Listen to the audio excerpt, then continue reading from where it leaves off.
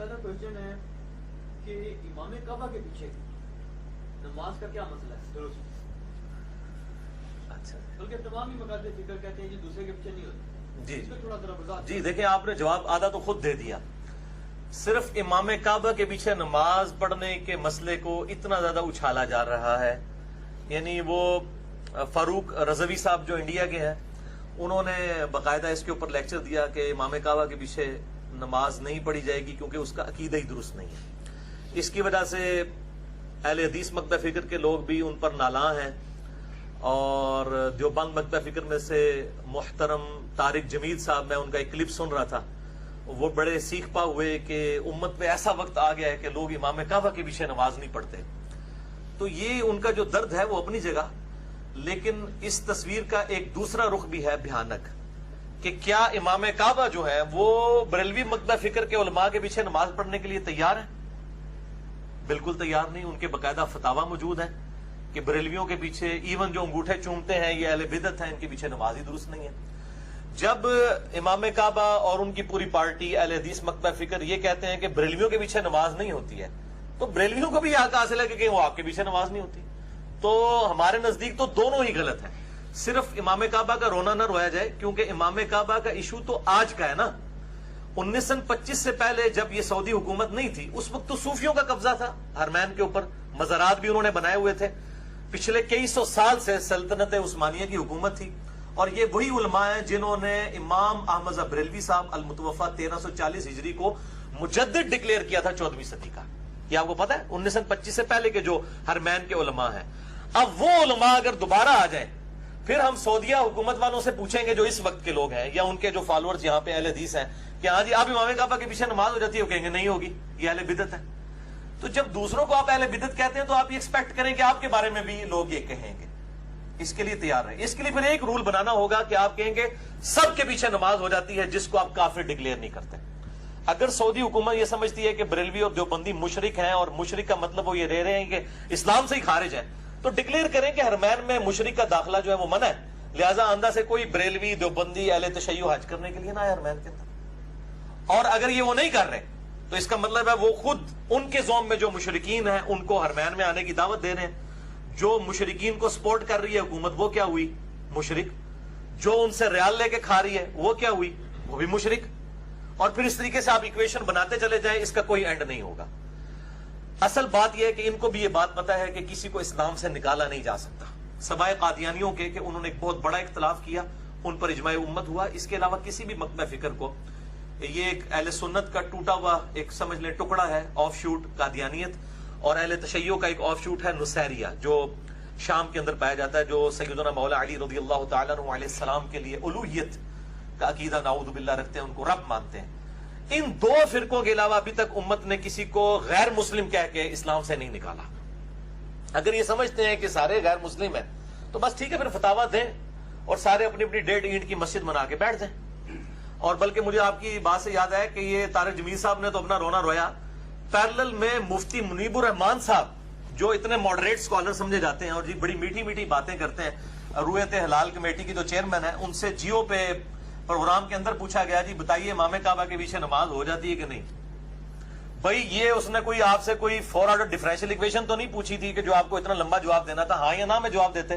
انہوں نے ایسا گول مول جواب دیا کہ ان کو اپنی پبلک سے بھی مار نہ کھانی پڑے بعد میں اور دوسروں کے تانے بھی نہ سننے پڑے.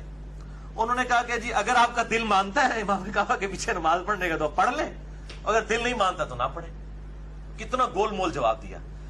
یعنی اگر اس جواب دینے کے بعد کوئی میرے جیسا منصف مزاج آدمی ان کے پاس چلا جائے اور کہے جی مفتی صاحب آپ پاکستان لیول کے مفتی ہیں بریلویوں کے، آپ نے یہ کیا ایمبیگوس جملہ مبہم بولا ہے کہ جی دل مانتا ہے تو نماز پڑھ لیں، تو پتہ مجھے کیا جواب دیں گے؟ وہ دیکھیں گے اچھا یہ تو وہ نماز پڑھنے کے قائل ہے، وہ کہیں گے دیکھیں جی میں نے کہا ہے نا کہ جی دل مانتا ہے تو پڑھ لیں.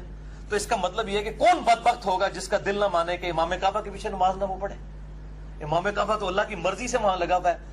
حرمین شریف میں جو امام ہے مسجد نبی میں وہ نبی صلی اللہ علیہ وسلم کی تائید حاصل ہے ان کو. یہ کیسے ہو سکتا ہے؟ تو میں نے تو یہی کہا تھا کہ نماز ہو جاتی ہے ان کے پیچھے. مجھے تو اس طرح پورا کر دیں گے.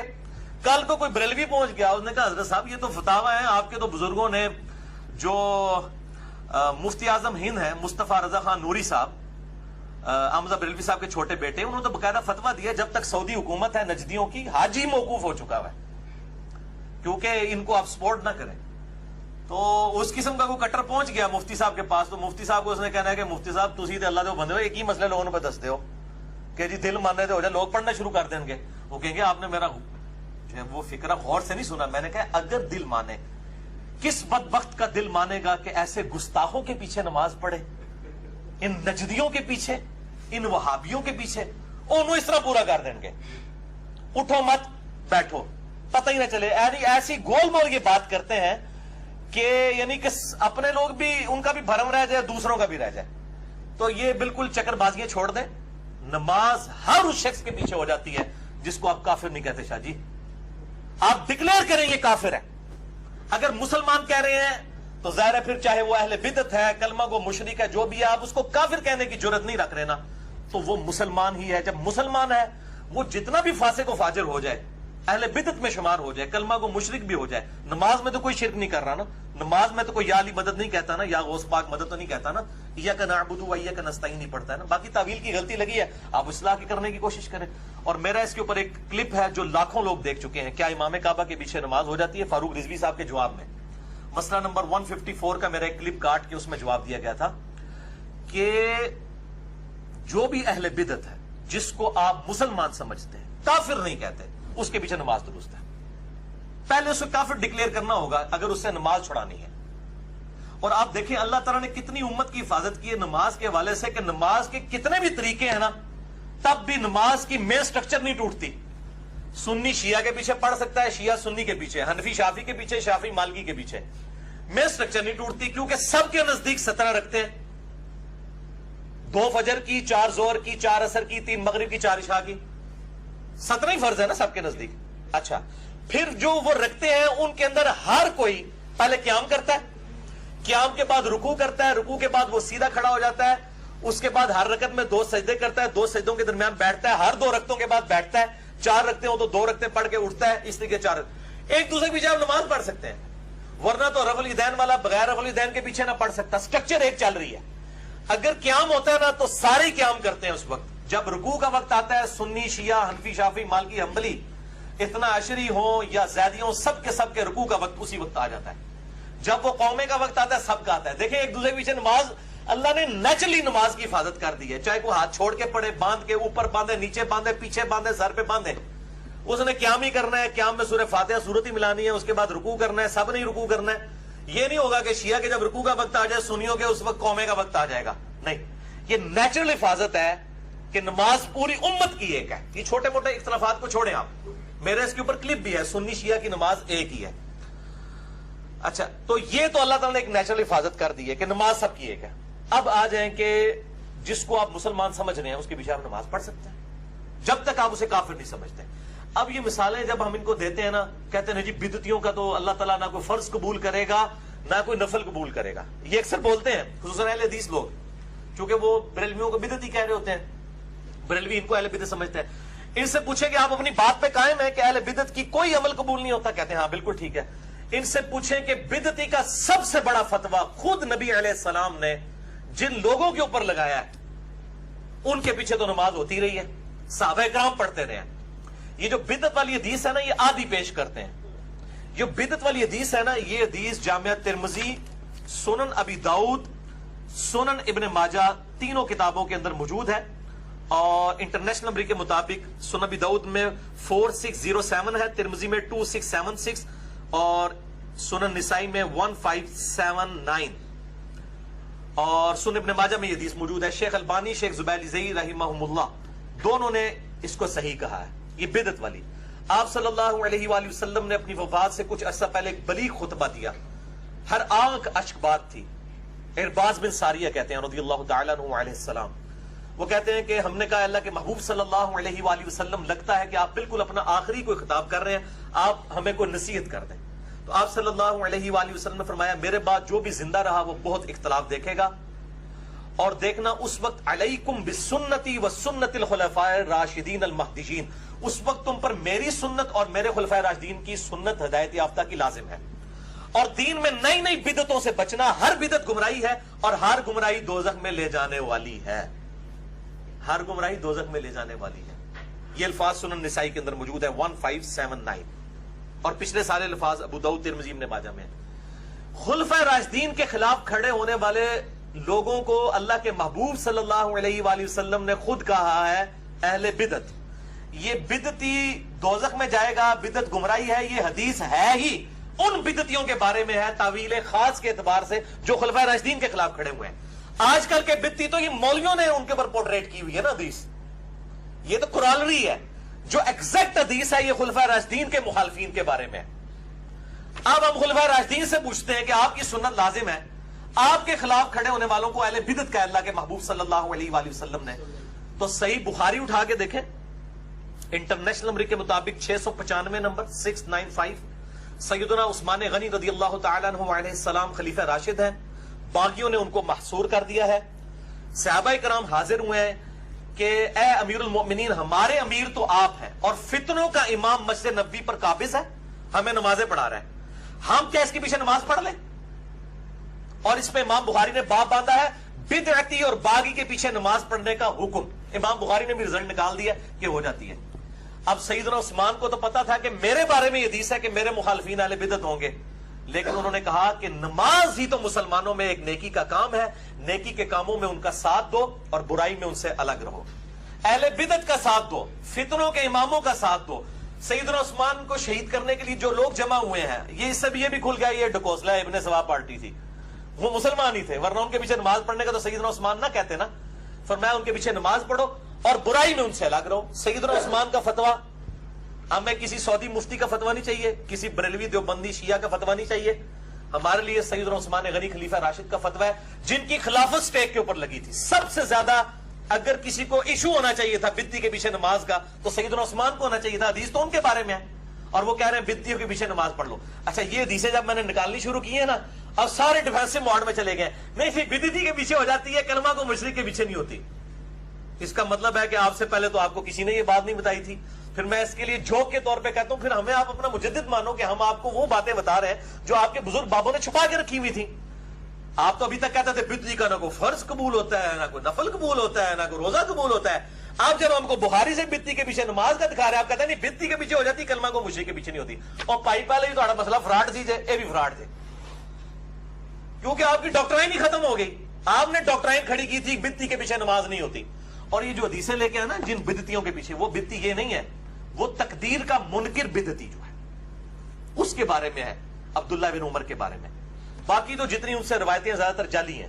اور میں نے مسئلہ نمبر 75 بھی ریکارڈ کروایا, بدعت سے متعلق 5 اشکالات اور بدعتی امام کے پیچھے نماز پڑھنے کا مسئلہ. میرا کلپ تو بڑے لوگوں تک پہنچ چکا ہے. خلیفہ راشد کا فتویٰ آ گیا ہمارے پاس, ان سے بڑا کوئی نہیں ہمارے لیے. انہی کے لیے بدعت والی حدیث بھی تھی, وہ کہہ رہے نمازیں پڑھو.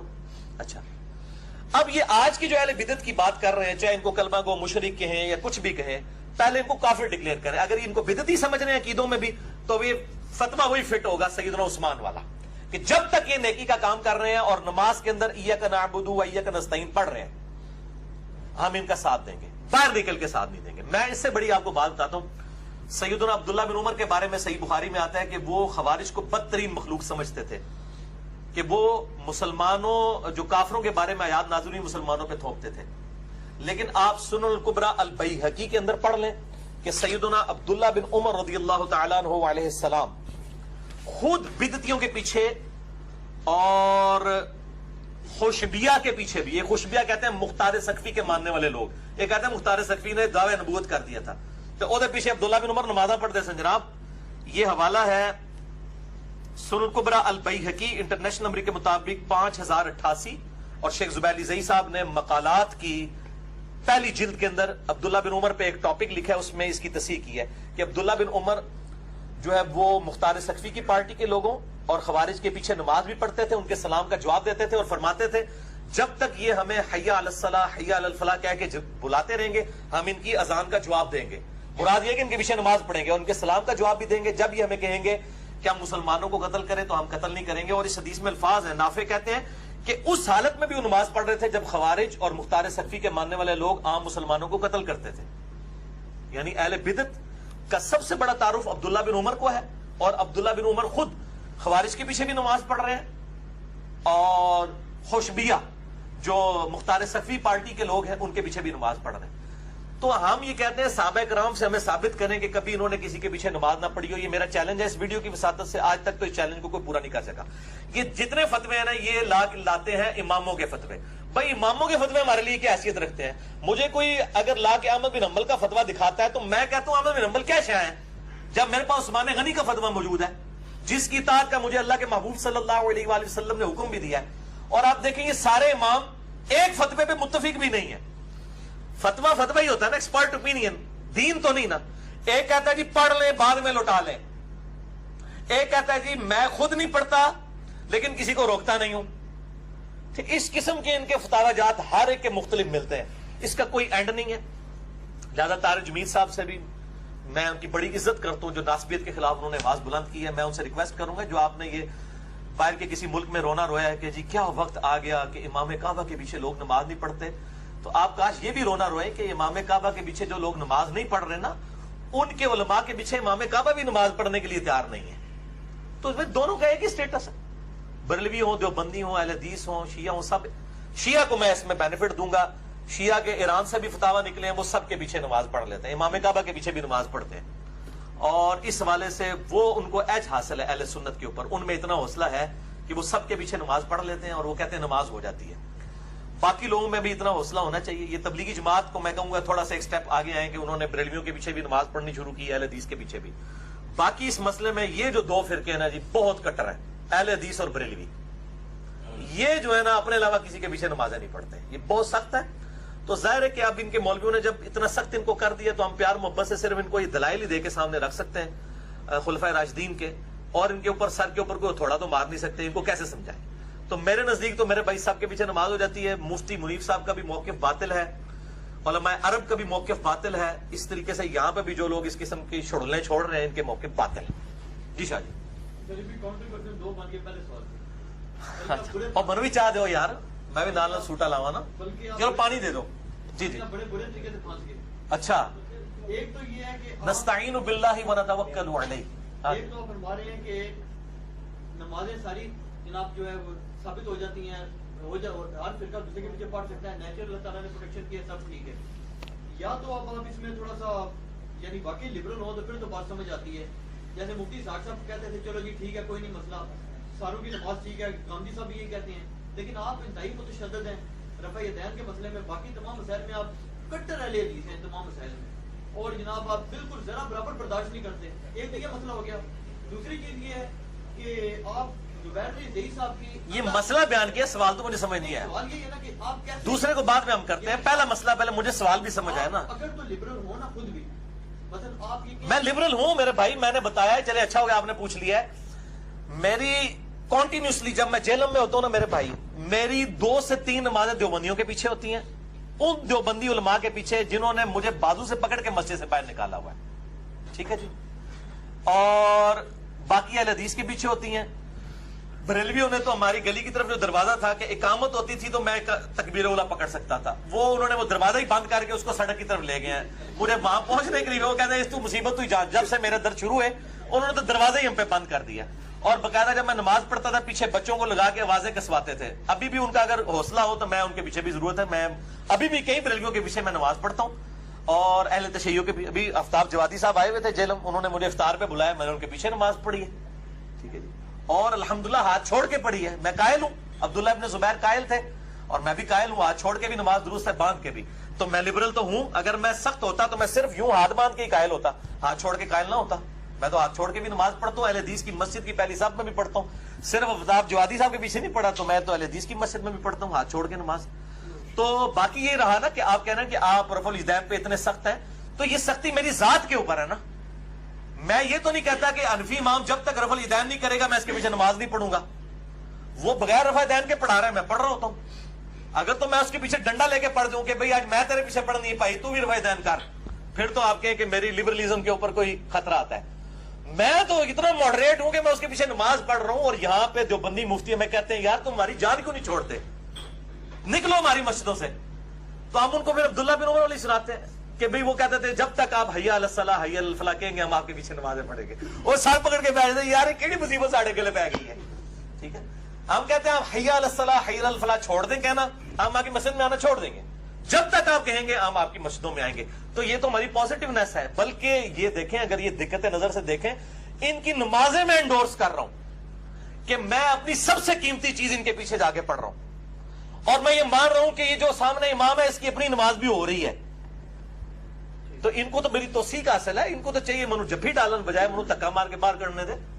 تو دوسری بات یہ ہے کہ زبیر علی زئی صاحب کی آپ بالکل اندھا دھند تقلید کرتے ہیں. بڑے لوگ اس پہ ناراض ہوتے ہیں, وہ کہتے ہیں علی بھائی ویسے اجتہاد کی بات کرتے ہیں, لیکن زبیر علی زئی صاحب کے اندھا دھند مقلد ہیں اسماء الرجال میں یا البانی صاحب کے. اور اس میں اب آپ دیکھ لیں کہ آپ نے حدیث بھی انہیں کی کوٹ کی کہ یہ زبیر صاحب صحیح کہتے ہیں, آپ نے اس کی سند چیک کی. اچھا جب زبیر صاحب کا فارم نہیں آپ لے رہے, زبیر صاحب تو اس بات میں بڑے سخت تھے, وہ کہتے تھے کہ اہل بدعت کے پیچھے نماز نہیں ہوتی. ہاں, یہ اس بات کا ثبوت ہو گیا کہ میں زبیر صاحب کا مقلد نہیں ہوں. آپ کے سوال کے اندر ہی جواب آ گیا کہ اگر میں ان کا مقلد ہوتا تو میں ان کا یہ مسئلہ لیتا. میں نے تو شیخ زبیر صاحب کا بائی نیم رد کیا ہے. بدعتی کے پیچھے نماز والا جو مسئلہ ہے 75 بھی, میں نے اس میں ان کے دلائل کو کنسیڈر کر کے ان کا نام لے کے رد کیا ہے. یہی اس بات کا ثبوت ہے کہ میں شیخ زبیر صاحب کا مقلد نہیں ہوں. میں دلائل کی بنیاد کے اوپر ان کی چیزوں کو مانتا ہوں. شاہ جی, یہ تو آپ نے میری سپورٹ میں بات کی.